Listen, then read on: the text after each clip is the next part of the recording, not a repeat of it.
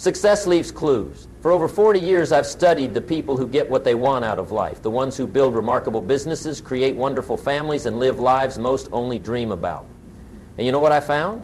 The principles that work haven't changed since ancient times. What separates the successful from the unsuccessful isn't luck, background, or even talent. It's understanding and applying a handful of simple but powerful ideas day after day, year after year. Some folks are waiting for success to arrive like a package at their doorstep. But success doesn't come to you, you go to it. And that journey begins with one fundamental question. What do you truly want? Most people never take the time to answer this question honestly. They live by accident instead of by design. They settle for what life hands them instead of creating what they desire. I'm going to share with you today the principles that can transform an ordinary life into an extraordinary one. Not because I'm special. I started as a farm boy from Idaho with more excuses than opportunities. But I was fortunate to have mentors who showed me that success doesn't happen by chance, it happens by choice.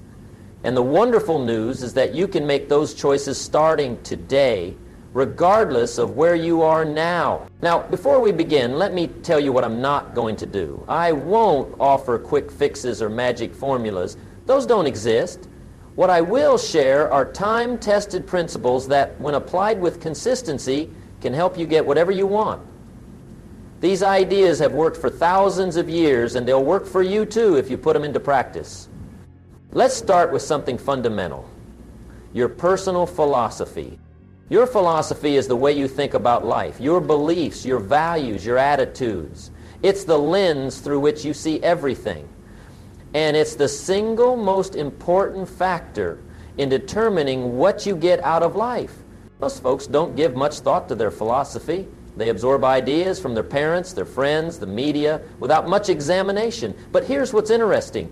Your philosophy creates your attitude. Your attitude creates your actions. Your actions create your results. And your results create your life. So if you want to change your life, you've got to start by examining your philosophy. I remember meeting a young man who complained about his financial situation. He said, "Mr. Rohn, I'm always broke by the end of the month."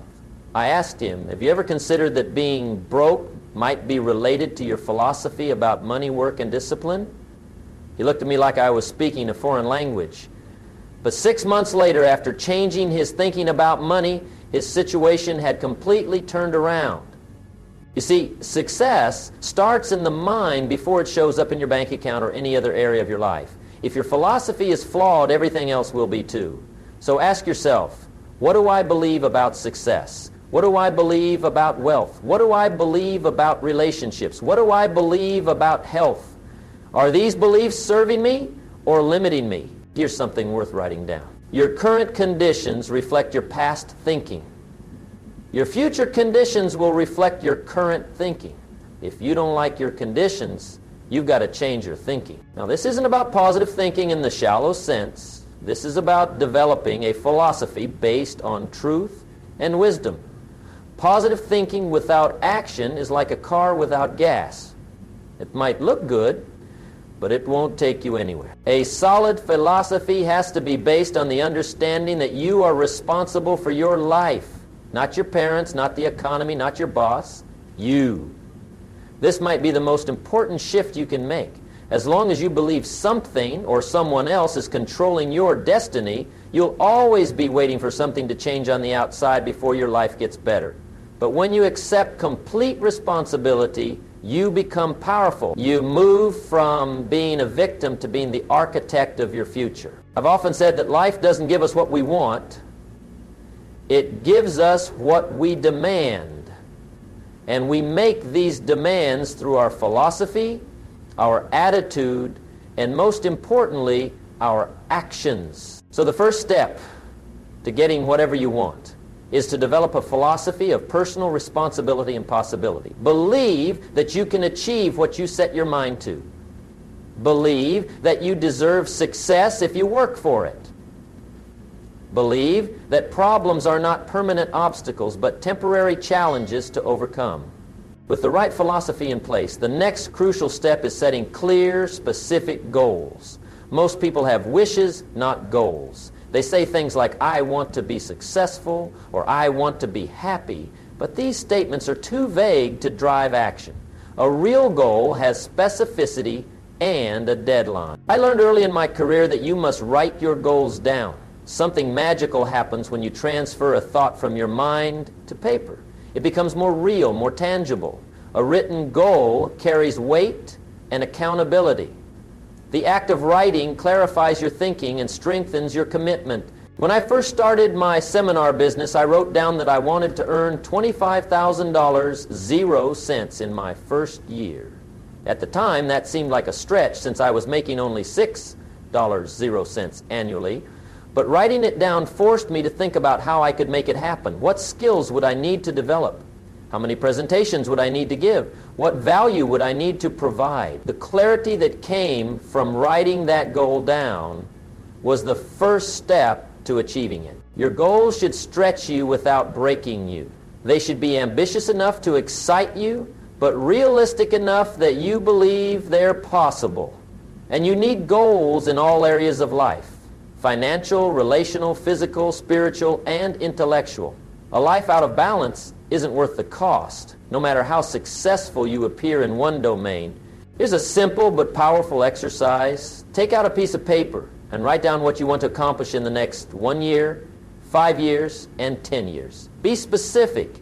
Instead of, I want to be wealthy, write, I want to earn $100,000, 0 cents per year, or I want to have $500, 0 cents in investments. Instead of, I want to be healthier, write, I want to run a marathon, or I want to reduce my body fat to 15%. Once you've written your goals, review them every day. This daily review keeps your goals at the forefront of your mind and helps you make decisions that align with what you want. Remember, what you focus on expands. When you focus on your goals consistently, you start noticing opportunities that were always there but invisible to you before. Setting goals is essential, but it's only the beginning. The bridge between goals and accomplishment is discipline. Discipline is the ability to make yourself do what you should do when you should do it, whether you feel like it or not. Most people wait until they feel inspired to take action. But successful people take action regardless of how they feel, and then the feelings follow. They understand that discipline weighs ounces while regret weighs tons. Discipline isn't complicated, but it isn't easy either. It's making your bed even when you're tired. It's saving money when everyone else is spending. It's making one more sales call at the end of the day. It's reading 10 pages when you'd rather watch TV. It's doing what others won't do today so you can have what others won't have tomorrow. The key to discipline is understanding that small actions repeated consistently create massive results over time. It's not about making dramatic changes that last for a week. It's about making small changes that last for a lifetime. I once spoke with a gentleman who complained that he couldn't lose weight. He had tried every diet and exercise program but couldn't stick with any of them. I suggested he start with something simple, walk for 10 minutes every day. He laughed and said that wouldn't make any difference.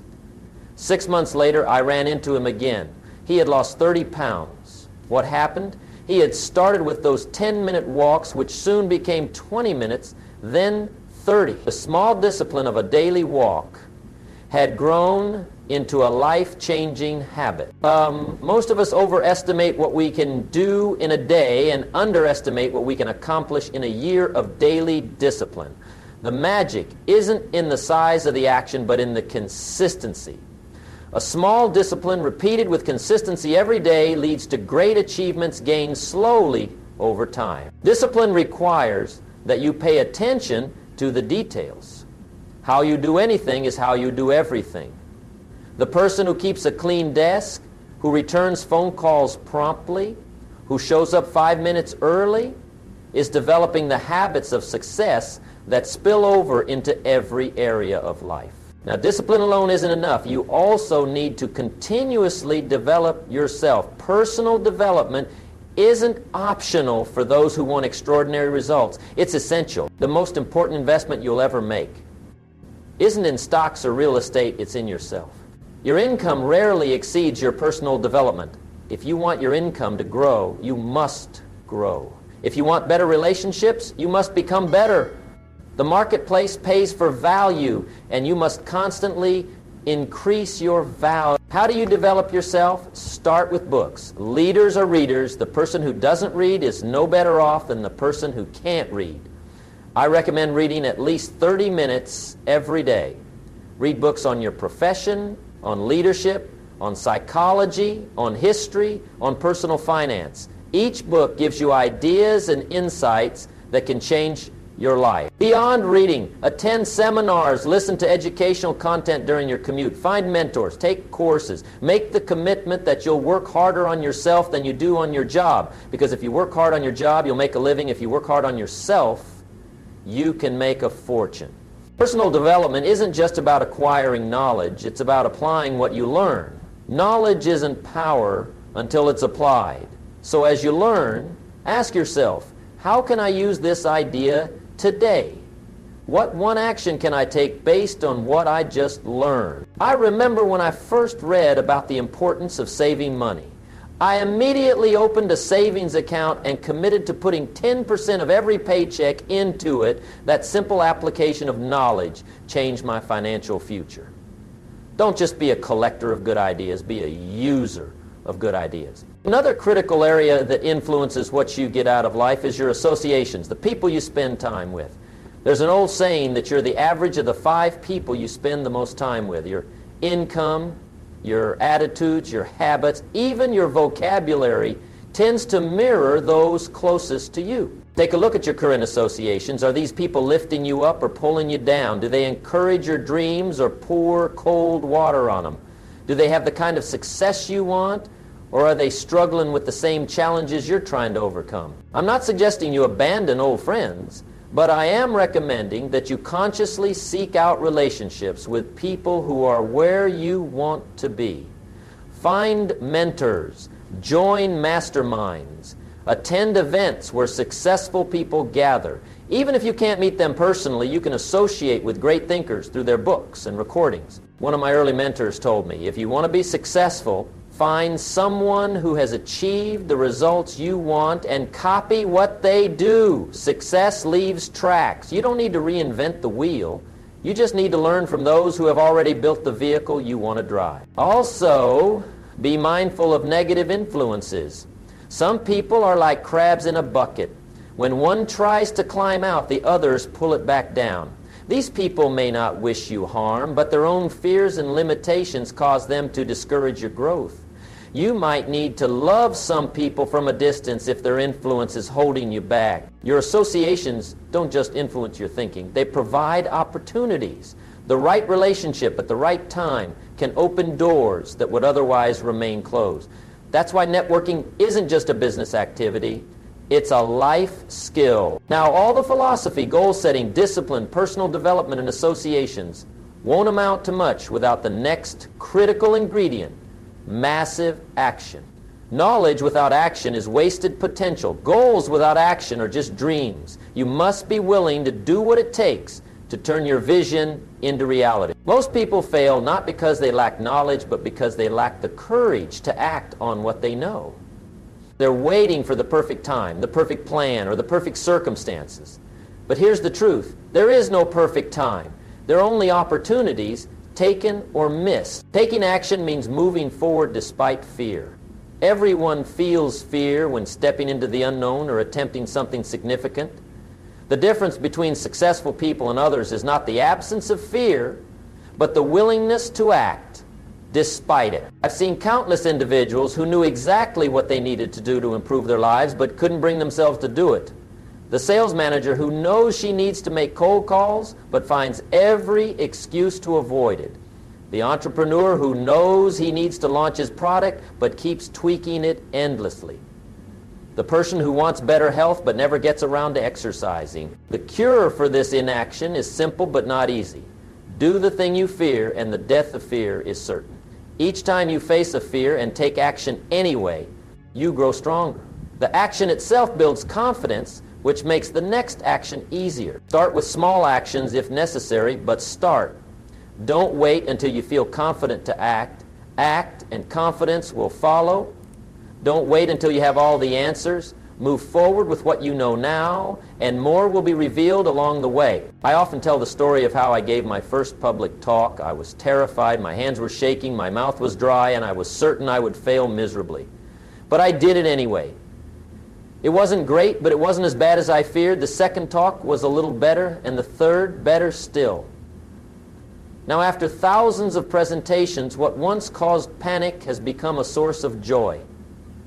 But none of that growth would have happened without that first trembling step. Taking action also means being willing to fail. Failure isn't fatal. It's feedback. Every successful person I've ever met has a story of failure, usually multiple stories.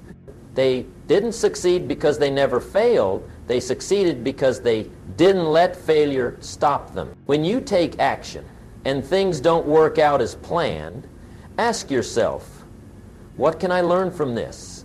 How can I adjust my approach? What's the next step I can take? This turns setbacks into stepping stones. Remember, too, that action without direction is just motion. Your actions should be guided by your goals and values. Ask yourself regularly, is what I'm doing right now moving me toward what I want? If not, it's time to course correct. Even with massive action, you'll face obstacles and challenges. This brings us to another crucial principle: persistence. Persistence is the ability to maintain action regardless of your feelings or circumstances.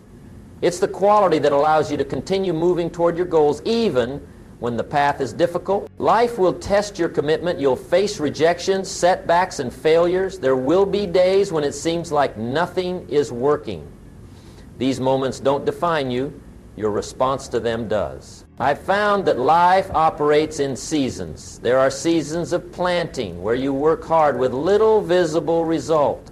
There are seasons of growth where your efforts begin to show promise. There are seasons of harvest where you reap the rewards of your labor. And there are seasons of winter where things seem dormant or difficult. The key is to understand what season you're in and do what that season requires.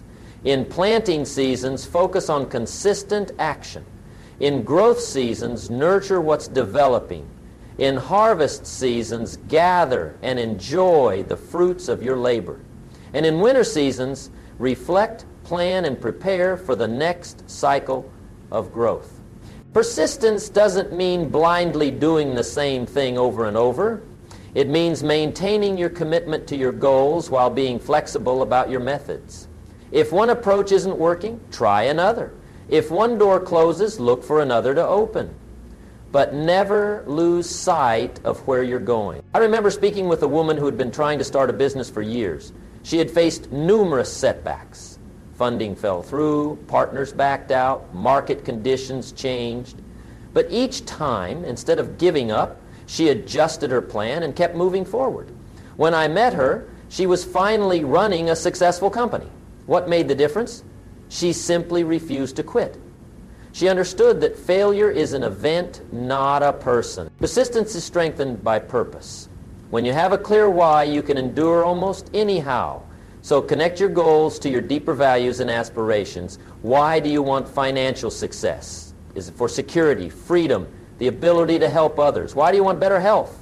Is it for longevity, energy, being there for your family? The stronger your why, the more persistence you'll have when challenges arise. Now, there's another dimension to getting what you want that many people overlook: creating value for others. Success isn't just about what you get, it's about what you give. The marketplace rewards those who solve problems and meet needs. This principle applies whether you're an employee, an entrepreneur, or anything in between. Your income is directly related to the value you provide. Want more money? Find ways to solve bigger problems, serve more people, or deliver more value. I tell the story of two employees who work side by side. One did just enough to keep his job, constantly watching the clock and complaining about his pay. The other looked for ways to contribute beyond his job description, developed new skills, and focused on making his company more successful. Within 2 years, their paths had diverged dramatically.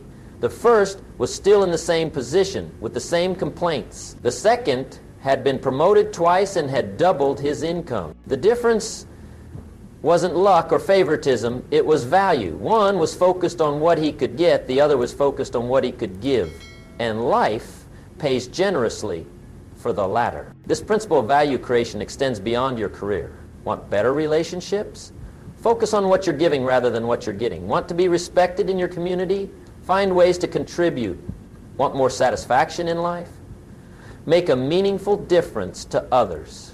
I find that many people are confused about this. They think success comes from taking as much as possible. But the most successful people I've known are incredible givers. They're constantly asking, how can I help? How can I serve? How can I make things better? This doesn't mean you should give everything away or neglect your own needs. It means understanding that lasting success comes from creating win-win scenarios where both you and others benefit from your activities. So as you pursue your goals, regularly ask yourself, what value am I creating? Who is benefiting from my work? How can I serve at a higher level? The answers to these questions will guide you toward the kind of success that not only fills your bank account, but also fills your heart. Now, let's bring all these principles together. Getting whatever you want starts with a philosophy of personal responsibility and possibility. It requires setting clear, specific goals and writing them down. It demands the discipline to take consistent action, even when it's difficult. It calls for ongoing personal development to increase your value. It means surrounding yourself with the right people and influences. It necessitates massive action despite fear and failure. It requires persistence through all seasons, and it depends on creating genuine value for others. These principles aren't complicated, but they aren't easy either. They require intention, attention, and consistent application. They demand that you become more than you currently are in order to have more than you currently have. But here's the wonderful news. You can start applying these principles today, regardless of your current circumstances. You don't need special connections, an advanced degree, or a large sum of money. You just need to decide that from this day forward, you'll live by these principles. Begin with your philosophy. Decide today that you are responsible for your life and that you can achieve what you set your mind to. Write down your goals for the next year, 5 years, and 10 years. Commit to one small discipline you'll practice daily. Choose one book to read or course to take to develop yourself. Identify one positive relationship to nurture. Take one action today toward your most important goal. Decide that you won't quit when challenges arise. And look for one way you can create value for someone else. These steps aren't dramatic, but they are transformative when applied consistently. Day by day, decision by decision, action by action, you'll move toward whatever you want. And one day you'll look back amazed at how far you've come. Remember, success isn't about luck or circumstances, it's about choices. Every day, you're either moving toward your goals or away from them. Every decision either supports your aspirations or undermines them. Choose wisely, choose consistently, and you can have whatever you truly want. I began by saying that success leaves clues. Now you have the clues. Not just ideas you've heard, but principles you can apply. The question isn't whether these principles work. History has proven they do. The question is, will you work these principles? I challenge you to take what you've heard today and put it into practice. Don't just listen and agree. Listen and act, because in the end, it's not what you know that determines what you get out of life. It's what you do with what you know. Your future is created by what you do today, not tomorrow. So start now. Start where you are. Start with what you have. Don't wait for perfect conditions. Create improved conditions by taking action. Each step forward creates momentum, builds confidence, and brings you closer to whatever you want. You have within you, right now, everything you need to get started. You have the ability to think, to plan, to act. You have the capacity to learn, to grow, to persist. You have the power to choose your thoughts, your words, your actions. And these capabilities, when directed toward clear goals and guided by sound principles, can help you get whatever you want. The choice is yours. You can continue as you have been, accepting whatever life hands you. Or you can decide today to take control of your destiny. You can choose to live by design rather than by default. You can choose to apply these principles and transform your life. I hope you'll make that choice, because the world needs what you have to offer, and you deserve the joy that comes from living your best life. Remember, the past does not equal the future unless you live there. Today is the first day of the rest of your life. Make it count. Go after whatever you want with passion, persistence, and purpose, and don't stop until you get there. Thank you.